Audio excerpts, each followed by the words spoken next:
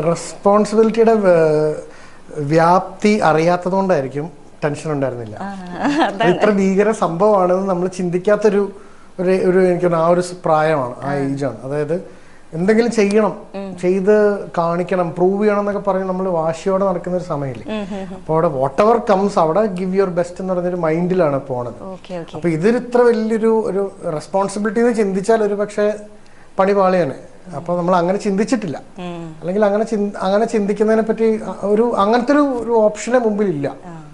കാര്യം പറയുക, നമ്മൾ അതിന് ബെസ്റ്റ് ആയിട്ടുള്ള ഒരു ഔട്ട്പുട്ട് കൊടുക്കുക, ഡിസ്കസ് ചെയ്യുക. ഇപ്പൊ കഥയുടെ ഒരു കഥാപശ്ചാത്തലം പറയുമ്പോൾ അത് നമുക്ക് ഇങ്ങനെ ഒരു പാട്ടായാലോ എന്ന് പറഞ്ഞിട്ട് തല എന്ന് പറഞ്ഞ് വെറുതെ ഒരു ട്യൂണിങ്ങിന് പാടി അത് ഫിക്സ്, അങ്ങനെയാണ് അത് തുടങ്ങണം. അത് ഓക്കെയാണ്, നമുക്ക് ആ ഒരു റേഞ്ച് മനസ്സിലാവും. അത്രയും ഒരു ഹൈ വോളിയം അല്ലെങ്കിൽ അത്രയും നിൽക്കുന്ന ഒരു സോങ്ങിന്റെ ഇടയിൽ രണ്ട് ഇമോഷൻസും കൊണ്ടുവരണം. അത് സിനിമയ്ക്ക് വേണ്ടി ചെയ്തൊരു കാര്യമാണ്. ഡയറക്ടർ ഇങ്ങനെ അൻവറോ ഇങ്ങനെ പറഞ്ഞു, എടാ ഇതിനിടയിൽ ലാലേട്ടന്റെ ക്യാരക്ടറിന് സിസ്റ്റേഴ്സ് ആയിട്ടുള്ള സ്നേഹം കാണിക്കണം, അല്ലെങ്കിൽ ഫാമിലി ആയിട്ടുള്ള ഒരു റിലേഷൻ കാണിക്കണം. അതൊക്കെ ഒരു സോഫ്റ്റ് സൈഡ് ഉണ്ട്.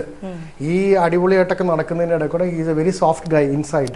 അത് കാണിക്കാനുള്ളൊരു സംഭവം എവിടെയെങ്കിലും വേണം. ഈ ഫാസ്റ്റ് നമ്പറിന്റെ ഇടയിൽ കൂടെ നമ്മൾ അത് കേട്ടിക്കഴിഞ്ഞാൽ അതിന്റെ പേസ് വരും. അതൊന്നും എനിക്കറിയില്ല, ഇങ്ങനെയൊക്കെ എന്തെങ്കിലും പറഞ്ഞാൽ എനിക്കൊരു സുഖം, അങ്ങനെ പറഞ്ഞൊരു സംഭവമാണ്.